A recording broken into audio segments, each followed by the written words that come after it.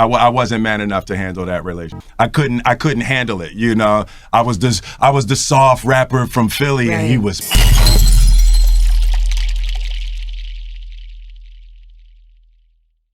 You bring me to climax without sex, and you do it with regal grace.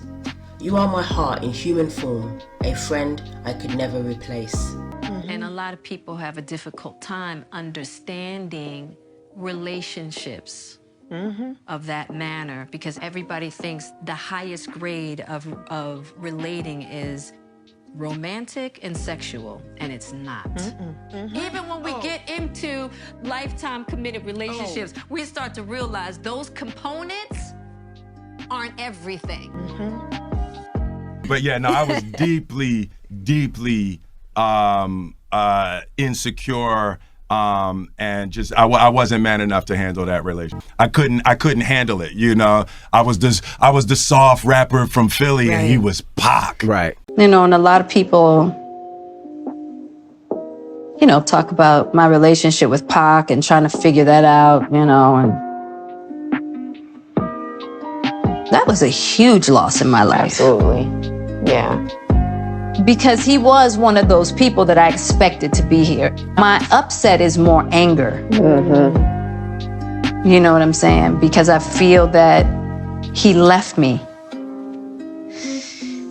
And I know that's not true. And it's a very selfish way to think about it, but I really did believe that he was going to be here for the long run. Yeah. Right. And so when I think about it, I still get really mad. I get mad at God. I get mad at him. I get mad at everybody. Right. He was one of the, I tell you, it's interesting. I have to say that Pac was probably one of the first male figures that I had in my life that saw the beauty and the talent and my intelligence separated from sex. Right? So that's something that a child, a young girl usually gets from their father. I didn't have that. Right. Pac was the first one that it wasn't about sex. It was about you. You're a beautiful woman. You're talented. You're strong. I respect you, and you are my girl. You're gonna sit right here, and I'm gonna protect you. I'm gonna make sure, if nothing else, you get what you need. And that's what our relationship was like.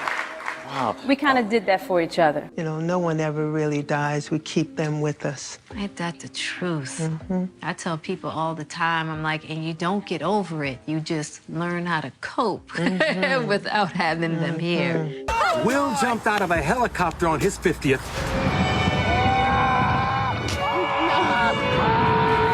What's on your bucket list?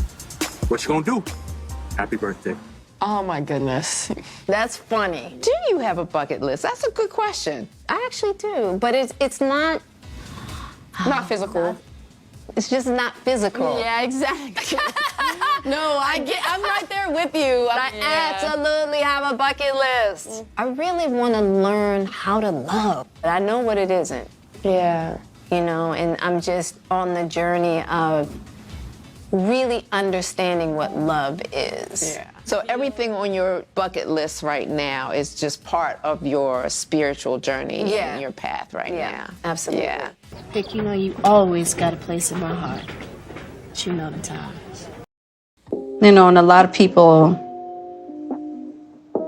you know, talk about my relationship with Pac and trying to figure that out, you know, and that was a huge loss in my life. Absolutely. Yeah. Because he was one of those people that I expected to be here. My upset is more anger. You know what I'm saying? Because I feel that he left me.